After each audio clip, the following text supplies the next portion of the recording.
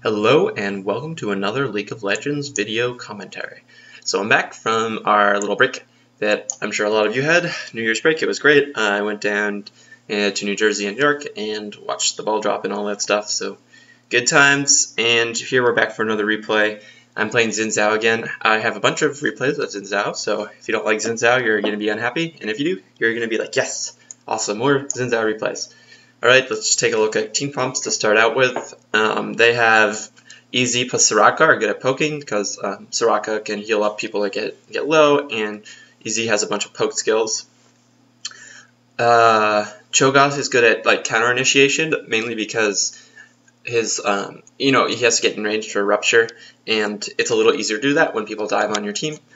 And he can also do silences when people try to dive in, and it's a little harder, like if you're trying to run up to them, because they can just walk back. It's like easier to dodge that way. So that's what I'm saying is he's better at counter initiation, but he's fine at doing initiation as well. Rise is also a little better at counter initiation, but again he can grab people with his pretty long range snare. And Warwick is great at diving people and also not bad at counter initiation. So I would say that they have like a more poke slash counter initiation based team. Our team, Darius is great at initiating. He can grab people and then burst them down pretty quick. Eve is an assassin, so she just wants to wait for the fight to start. So she's best when we have hard initiation, like a Mumu, because she can sneak up on people and not get CC down when she tries to kill their entire team. And Leona is really good at initiating fights, doing hard initiation. She's got an ulti and she's got a long range stun that's quite good, and she has a third stun on top of that, so she's great at initiating and also not bad at counter initiation. So like just looking at our team so far, Darius and Leona are great, and Eve sort of complements that.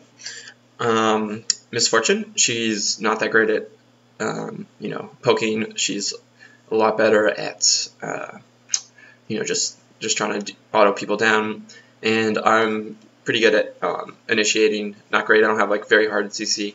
I just have my Q and my knockback, and so I'm just a bruiser. I don't have like any specific I'm not very oriented towards one role.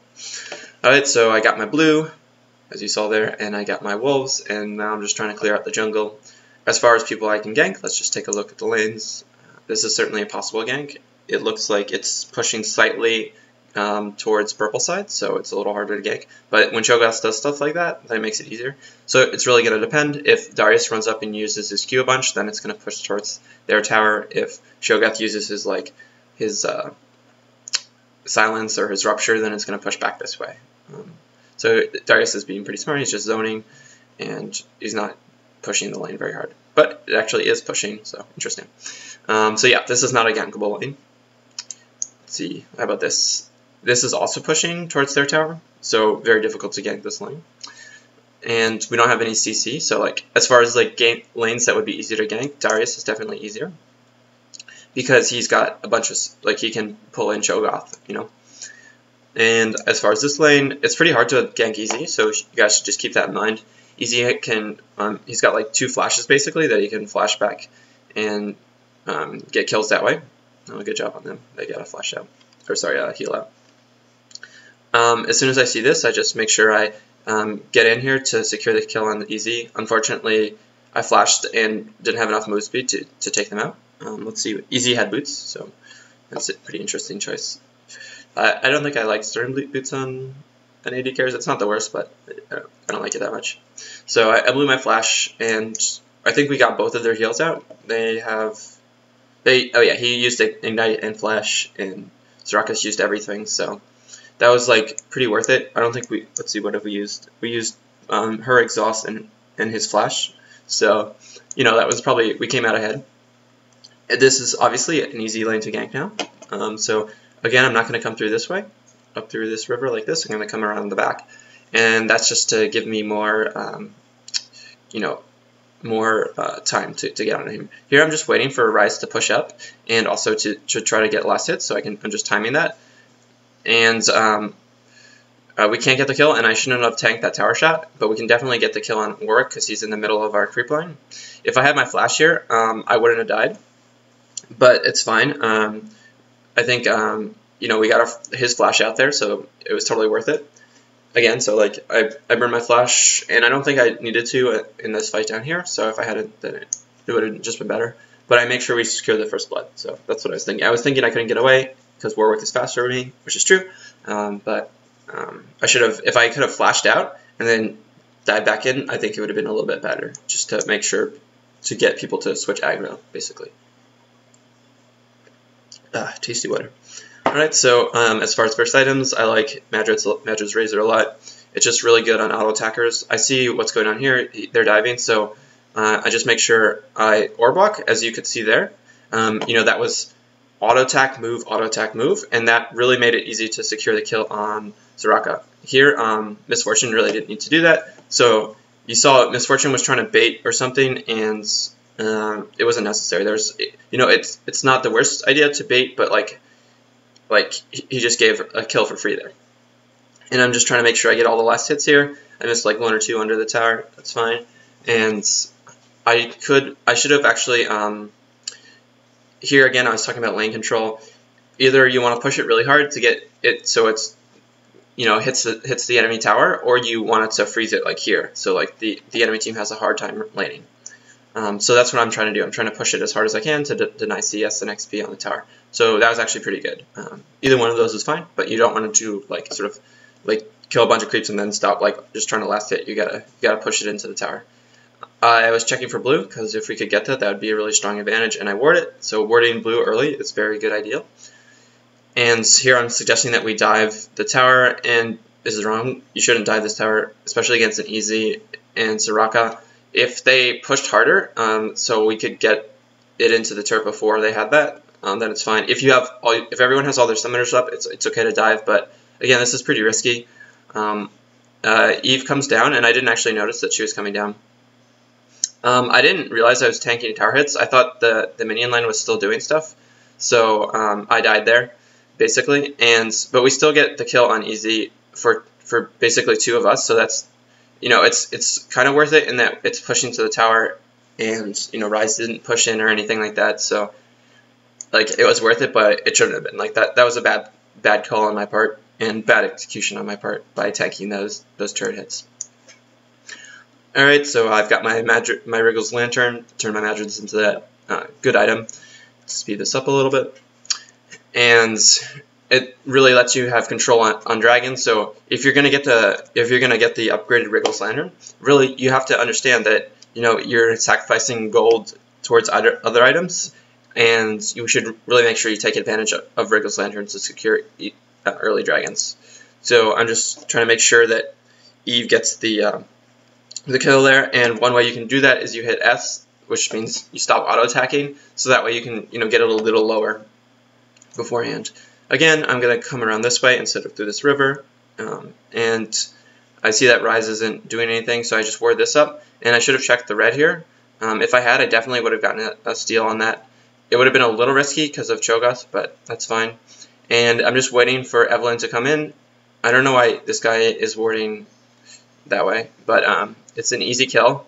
So as you saw, it was a very easy kill, just because Ryze didn't have any escapes, and I suggest we take their blue out because we see it's up, so you can see the power of warding here. You can get early blues, and I asked my team to come. So if this sort of thing happens, then it's really dangerous. So I'm just trying to get this down as soon as possible. And our team is fighting. They should have just waited for us to come. And once I get that, I go ahead and get the kill on Easy. It was a little risky to use my E because he could have potentially, you know, jumped over this wall. So that's just one thing you need to keep in mind. If you use your gap closers to like close on Easy, like here, he can always jump over this wall. And as I said a minute ago, you got to use your Wriggle's Lantern if you buy that item. So that means taking dragons. So, you know, ganking this lane and then taking dragons, you know, that's really what you should be considering when you do that. This is really risky when there's a Warwick on their team. So, you know, you should just keep that in mind. You know, like he has vision, so he could just run up and ulti and then kill him, basically. Alright, so we're pretty far ahead. We're up on kills. I haven't really helped at all top lane, but, you know, Darius is doing really well and is winning top lane. Eve is definitely beating Ryze. And bottom lane is now winning, and we also are up in dragons. So, you know, we're pretty far ahead in this game. And basically, you can see that we're up about 3k gold, And what we need to do now is just finish off the win. We need to secure objectives and things like that. And I flash, which is fine. If he hadn't flashed, he would have died. And then I just go ahead and turn on Warwick. I forgot that I had my knockup. If I remembered, I would have just gone back on him. I don't think he had enough to kill Evelyn. Let's see. Yeah, she's like pretty tanky. She's got a lot of, she's got hunting guys, so that's pretty good. And some sustain. And another thing that's important to do is once you go in and attack this guy, you should make sure that you go ahead and do that again. Once you kill their summoners, you should come back and do it again. I'm pretty sure that Warwick's going to try to dive on him, so I just run up just to make sure that that doesn't happen. And I go ahead and cover this lane. Other options, I could try ganking top, which wouldn't be a bad idea. I could also try ganking bottom, which also wouldn't be a bad idea. But if you're not sure that this is going to happen, like that you're going to get this kill, and you can be a little bit more confident because you have Leona, like we probably can get this kill here, then that's okay. But if they see me with wards, that they're just going to back out. So this is definitely the safer play to push it to the turret, deny some gold and XP to rise, and yeah. I don't know why people are. Oh, I guess he wanted him to go back or something. I don't know. Like Warwick should have stayed here, and I'm just going to push it in again. So. Big mistake on their part, trying to signal Warwick back. Sometimes laners, they don't like junglers taking their lanes, but you gotta just understand that it makes sense to do that in these situations. Another thing that's really important is when you see like this happening, when you see like someone running up here, you can know that you should try to counter jungle. Once I see that the kill has occurred, that Darius is dead, there's no way I can get a kill on either of these guys, so I don't go in. That's another common mistake I've seen. Like the jungler or the mid lane will run up here when they see that top lane is getting ganked and just die because of that. And here you can see the power of animation canceling. I hit him and then run away from his rupture, as you saw a second ago. I'm going to do it again. And that's just being aware of what Cho'Gath likes to do. And if I had gotten hit by the stuns, he would have gotten away. So I think that's a really good example of orb walking there. I keep mixing those two terms up. So dodging his skill shots, because you know what he's trying to do. He's trying to rupture you so you can't keep auto-attacking so he can walk away. So, I walk back this way. I don't walk back this way. And that way he can't just walk away like this way, and I just keep auto-attacking him. So I'm trying to explain it, but, the visual there, like that what just happened there was really, the explanation. And I'll try to put up some more videos to explain this a little better. I know a couple of people have been asking about that, so definitely going to do that. I need to catch up on all the on all my ladder matches. So because I said I was going to do that, I was going to put up all my ladder matches up to platinum. So I'm going to make sure I do that.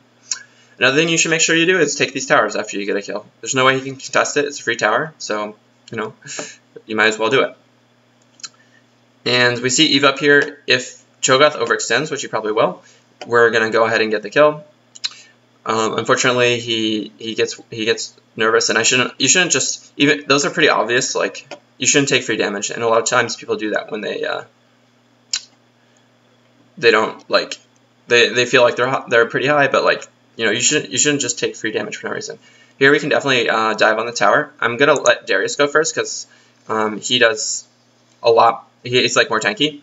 And we get an easy double kill for free, so that's definitely worth it. And again, lower ELOs, people won't follow up. They won't take this turret, and you should definitely make sure you do that. Again, making sure you dodge like skill shots is pretty important. That's how they get you low and potentially get kills. Eve shouldn't have gone in there, so that was just a mistake on her part. But that's okay. And I'm just telling our team to back. It's not worth it. There's nothing we can do here. We can't get this turret. They have too many defenders, and we're too low.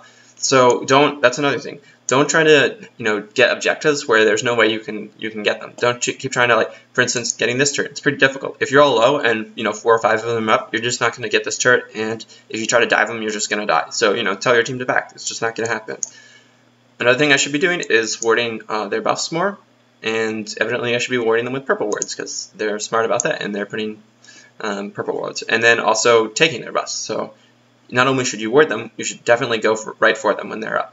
So that's just one thing you should keep in mind. It's really strong to do that. There's no reason for me to go into my jungle. If I go into their jungle, it's way, way more powerful, because it not only does it give me golden XP, it denies them XP. So it's basically twice as effective as taking my own jungle, because then we're just even. Whereas in the other case, we're ahead and they're behind, so it's like even more effective. So you guys should just keep that in mind. And again, this is risky. If you don't have wards up, up right here, then doing this, they can just smite steal it, or they can all come. If you tell your whole team to come, then it's great, and you should definitely try to do that. And there, I think I get the blue. Let me just check. Where's the buff? Nope, Eve has the blue, so that's good. So that's another thing. You should make sure that you get the buffs if you're I don't know what this guy's doing. If you're like the mage, Again, we all took free ruptures, like that was easily avoidable and pretty obvious. And this is too hard. So like again, as I said before, don't try to take objectives that you can't get. So this is really difficult to get, and they can poke in with easy, Rise can potentially get a stun, whereas Dragon's very easy to get, and it gives us just as much as gold, and there's no risk. So don't try to tell your team, like, just hit back and then wrench a Dragon, and your team will follow you. And that just makes a lot more sense, This is also free, They can't defend it. We have this word up here, so we know Easy's here, we know Cho'Gath's here. It's fine to do that, and it's a free tower. So, there's no reason to make these risky plays if you don't need to. Like, we're ahead, we just need to finish out the game, extend our lead. As I said, the last time I updated us on the gold, we were 3K, and now we're, almost 8K ahead. So that was just us not trying to, force anything. You just sort of like relax and just let the game progress. Do the things that win you the game, and the game feels very easy, and it feels like hopeless for the other team. So, that's just very important to do. And it's not like they can't come back if they want to. Again, I only saw one initially, but then I see three. So just don't die for no reason. As soon as he ruptures me and I see Cho'Gath coming in, I just walk back. I wasted a bunch of mana and my ulti for that, and it wasn't worth it. So I should have just been aware that just wasn't going to happen. And I'm trying to. I messed up a little bit on that. And I don't use my Q right away, so that's another mistake. But that's fine. I get out his exhaust, so that's good. And I just make sure I secure the kill there. If I had timed it right, so I knew he was going to try to ward here. That's why I walked back a little bit, so I wouldn't give vision. I should have just walked forward when he was trying to ward, and I would have gotten the kill a little bit easier. And here, again, so I see my team is pushing, so that means that everyone has to go, pretty much everyone on their team has to go to that tower, so I just push down here. Push this lane up, and I can't really do anything here because I'm too low. And, it's just easier plays. And once I see this happening, that they're trying to dive on our team, and I know that Warwick's going to definitely try to ulti, and that's just how players that play Warwick like to play. I just wait for them to overextend, and then, we both go in, and they can't do anything. Again, I'm just making sure that Warwick can't dive in on me and get the kill that way. And so, again, that's just what you need to do. And as you can see, they overextended trying to get the kill on that, and they die for that.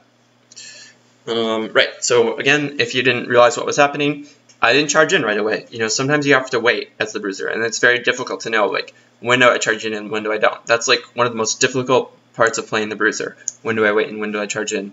And if you're low, you have to wait till they start putting CC in them on someone else. Like start focusing someone else, and then you can go in. And that's just something you should keep in mind. Like, you can't just dive in as a bruiser whenever you feel like, just because you're a bruiser. Like, yes, I'm pretty tanky. I have Stonefire Cape, and I have Wriggles, which gives me sustain and also armor and lifesteal and all that. And I have Merc Treads, so I'm pretty tanky, compared to the rest of my team. But I can't just dive in because all 5 of them can focus me. Like, you can't. I don't care how far ahead of you are. Like, you can't win 1v5. So you just, again, you have to make sure you go in at the right time. And here Warwick's overextending, and as soon as I see that, I run in. I could have gone on EZ, but I wanted to make sure that Evelyn was going to survive. Unfortunately, she doesn't. And we basically just get 2 for 1 there. Luckily, EZ overextends, and we get an easy kill on him because they didn't respond in time. That's another thing you shouldn't do. If you're the AD carry, you shouldn't just run in. And here, good, this is good focusing. I'm going on Rise, making sure I kill him, because he does all their damage. And we easily get, you know, it was a 4v3, but we still get the kill on them. He flashed, and I realized that we weren't getting the kill, so I just back out right away. I didn't realize that Leona was going to go back in, so she just dies for no reason, but they surrender. So again, you saw it wasn't that we did like any amazing plays or like, you know, had great mechanics or anything like that. What we did was just simple strategy. We got ahead and we didn't do stuff that was very risky, and we just pushed in our lead until they realized that we weren't going to do stupid stuff, so they surrendered. So, you know, that's how you win games, and doing the opposite loses you games. So I think it's simple, but it's also very difficult to follow that advice.